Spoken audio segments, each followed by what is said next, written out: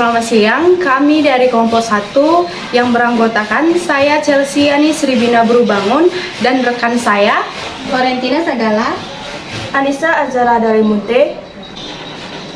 Pada kesempatan kali ini, kami akan menampilkan sebuah video yang berjudul Pembelajaran Puisi dengan menggunakan pendekatan e-learning pada masa pandemi COVID-19.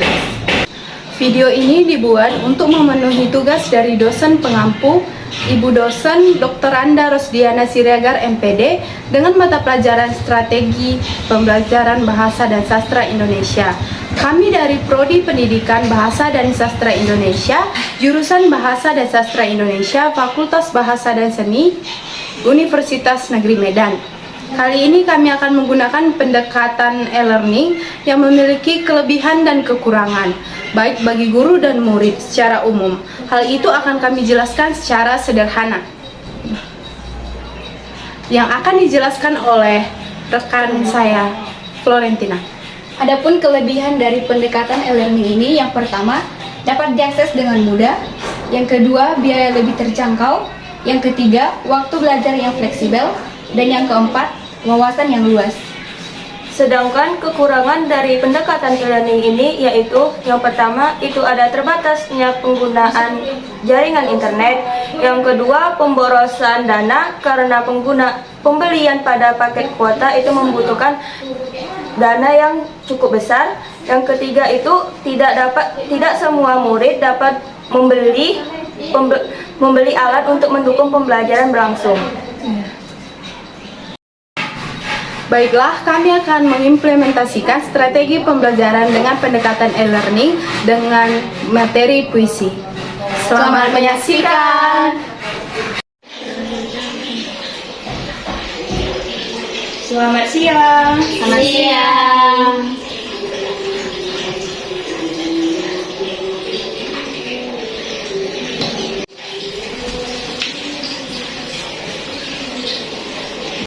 Assalamualaikum warahmatullahi wabarakatuh. Selamat siang.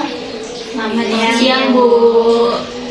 Di sini pada hari ini Ibu membawa 2 orang kakak PPL yang berasal dari Universitas Medan. Sebelum memulai pembelajaran, Ibu akan memperkenalkannya agar kalian saling mengenal. Di sebelah kiri Ibu ada kakak. Perkenalkan adik-adik, saya Chelsea Yani Sribina Brubangun dari Universitas Negeri Medan. Dan di sebelah kanan Ibu ada. Dan nama saya Florentina Sagala, sama juga dari jurusan Bahasa dan Sastra Indonesia. Sebelum memulai pembelajaran, seperti biasa kita berdoa menurut agama dan kepercayaan masing-masing. Apakah ada yang bisa memimpin doa? Bisa, Bu. Sebelum kita memulai pelajaran, mari kita berdoa menurut dan kepercayaan kita masing-masing. Doa dimulai. Doa selesai. Baiklah, kita sudah berdoa. Selanjutnya Ibu akan mengabsen nama kalian.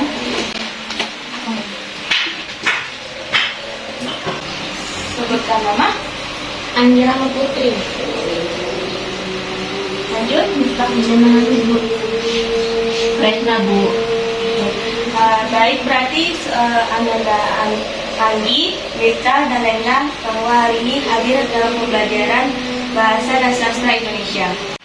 Baiklah, sebelum Ibu membahas tentang apa ini puisi, Ibu ingin menguji pengetahuan kalian tentang puisi ini. Nah, pada saat ini kan teknologi dan jaringan internet itu sudah maju. Jadi Ibu mempersilahkan kalian untuk mencari apa itu puisi melalui Google. Dan nanti Ibu akan mempersilahkan kalian untuk mengutarakan atau merangkum apa yang dimaksud dengan puisi itu, dan Ibu akan mengambil nilai sebagai nilai tambahan. Baik, Bu. Baiklah, waktunya sudah habis. Jadi di sini Ibu ingin bertanya, apa yang kalian ketahui tentang puisi setelah membaca dari Google? Bisa bertunjuk tangan dan Ibu akan menunjuk salah satu. Saya, Bu. Ibu akan menunjuk Ananda Rehna, apa benar? Ya, Bu. Jadi apa itu puisi? Nah, menurut yang saya dapat, Bu, bahwa puisi itu merupakan ragam sastra yang bahasanya terikat oleh irama, matra, rima, serta penyusunan bait.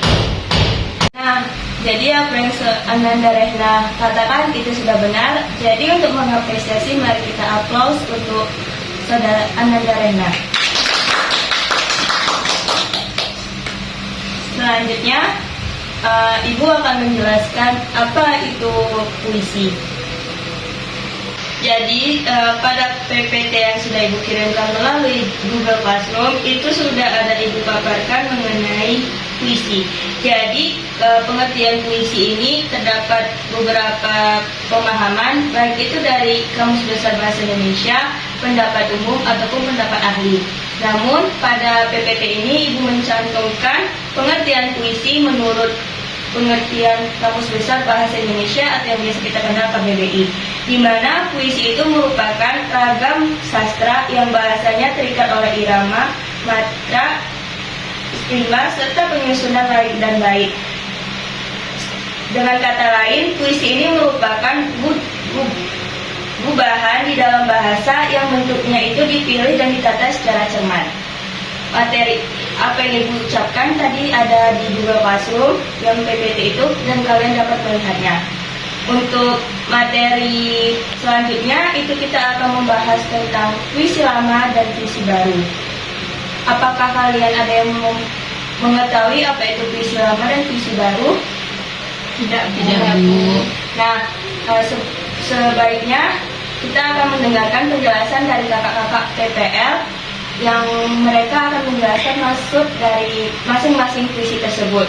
Saya persilahkan kepada Kakak Floren. Nah, jadi puisi lama ini adalah puisi yang terikat oleh aturan-aturan. Adapun aturan-aturannya itu jumlah katanya itu terdiri dalam satu baris, dan jumlah barisnya terdiri dalam satu bait. Lalu ada persajakan atau rima. Persajakan itu bisa sajak AAA dan sajak ABAB. Lalu ada aturan banyak suku kata di tiap baris dan ada irama. Nah, adapun ciri-ciri dari puisi ini, sebelumnya apakah ada di sekalian ada yang tahu ciri-ciri dari puisi lama? Tidak. Baiklah, saya akan paparkan. Nah, yang pertama itu puisi lama itu tidak diketahui pengarangnya. Yang artinya itu bahwa puisi lama ini tidak tertulis dan tidak dituliskan oleh siapa pencipta dari puisi ini. Dan yang kedua ada merupakan sastra lisan atau yang disampaikan dari mulut ke mulut. Nah, seperti yang pertama tadi itu tidak puisinya itu tidak tertulis. Nah, yang ketiga itu terikat dengan aturan-aturan. Itulah aturan-aturan yang tadi yang Ibu sampaikan, yang ada kelima aturan itulah termasuk aturan yang terikat dengan aturan tersebut. Terima kasih kepada Kak Floren sudah menjelaskan tentang puisi lama. Apakah kalian sudah mengerti dari penjelasan Kak Floren? Sudah, Ibu. Nah, kita akan melanjutkan membahas tentang jenis puisi yang kedua, yaitu puisi baru yang akan dijelaskan oleh Kak Chelsea. Kepada Kak Chelsea, dipersilakan. Oke, jadi kakak akan menjelaskan tentang puisi baru. Di mana puisi lama tadi dijelaskan bahwa puisi lama itu terikat dengan aturan-aturan. Tapi ini bertolak belakang dengan puisi baru, di mana puisi baru itu tidak terikat dengan aturan-aturan atau seperti rima, katanya. Di mana puisi baru ini adalah kebalikan dari puisi lama. Puisi baru itu tidak terikat lagi dengan aturan-aturan dan bebas, sama seperti puisi yang ditulis dengan bebas tanpa memikirkan atau tanpa terikat dengan irama, dengan rima, dengan suku kata dan yang lain-lainnya begitu. Jadi puisi baru ini lebih simpel dia, dan begitu juga ciri-cirinya. Adik-adik udah tahu apa itu ciri-ciri puisi baru? Belum, Kak. Oke, kakak akan jelaskan puisi baru ya. Ciri-cirinya itu dia ada pengarangnya, sudah tertulis siapa yang mengarang puisi tersebut. Berbeda dengan puisi lama tadi yang tidak mempunyai nama pengarang. Sedangkan yang kedua menggunakan gaya bahasa atau majas yang berbeda-beda. Yang ketiga, bentuk penulisan tersusun rapi atau simetris, rata begitu. Terus keempat, seringkali menggunakan pola sajak yang teratur. Yang kelima, di tiap barisnya terdapat sebuah gatra yang terdiri dari 2 atau 4, 5 suku kata. Dan yang terakhir itu jenis-jenis puisi baru berdasarkan isinya. Demikian yang dapat kakak sampaikan tentang puisi baru ini. Saya serahkan kepada Ibu. Baik Kak, terima kasih kepada Kak Chelsea yang sudah menjelaskan dengan jelas pengertian maksud dari puisi baru. Pasti murid-murid dapat memahaminya kan? Dapat, Bu. Nah, jadi untuk kelas hari ini sampai di sini. Pada saat nanti Ibu akan mengirimkan tugas melalui Google Classroom. Nah, kalian dapat mengerjakannya lalu mengirimkannya kembali melalui Google Classroom dengan file Word ataupun juga PDF. Baik, Bu. Ibu. Sebelum mengakhiri kelas ini, tadi Ibu, kakak-kakak PPL sudah menjelaskan apa itu puisi dan jenis-jenisnya. Di sini Ibu ingin memberikan salah satu contoh pembacaan puisi yang dapat kita akses atau kita tonton melalui aplikasi YouTube. Nah, ini salah satu merupakan aplikasi, salah satu pembacaan puisi. Baik, sampai di sini saja tayangannya, dan tayangan untuk selanjutnya dapat kalian akses melalui YouTube yang sangat menampilkan beragam dari orang-orang yang membaca puisi.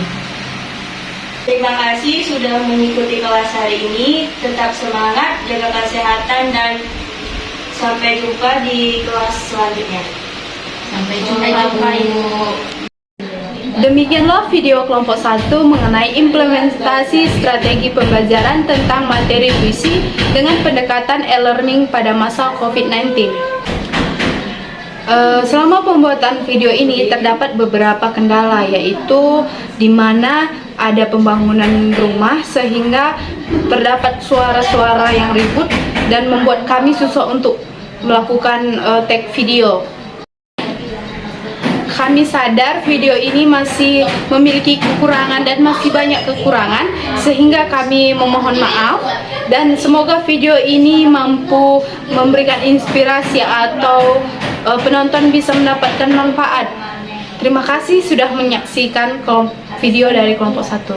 Terima kasih.